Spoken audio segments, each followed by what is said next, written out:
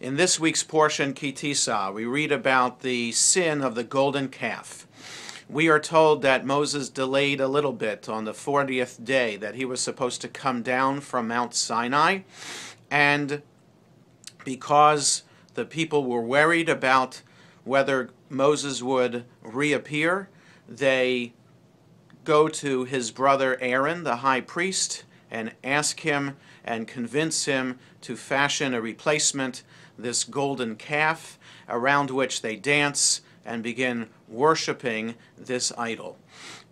It is amazing that this story happened because just 40 days before, the people experienced what will turn out to be a unique experience in Jewish history, that where the entire community, as a community, was able to experience God's revelation. They heard the thunder, they saw the lightning, they heard the sound of the shofar, and they heard God's voice speak to them the 10 Commandments.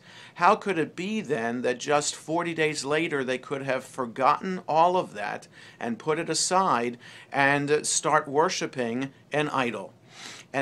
But this represents even a bigger question that all religious societies and communities have to deal with: how to maintain among the adherents of the religion an active sense that God exists in one's life.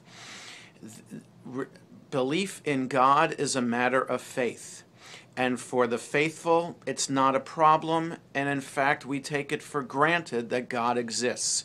We don't necessarily need signs and wonders, and if we do, because we are faithful, we see signs of God's existence all around us in the blessings in our lives.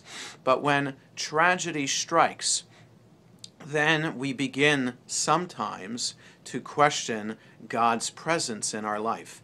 So the question for all religious communities is how to maintain that active sense that God is there for us. We do that, of course, by being involved in our religious communities and by maintaining a connection to others, like-minded people, to support one another. It is for those who are active in religious communities that it's not a problem, and in fact, we know for sure that God exists. How do we ensure that others maintain their belief in God? We need to reach out to them and provide that sense of support, that sense of love, that constant contact, that sense of community that will allow people to understand that there is blessing in community and blessing in God's presence.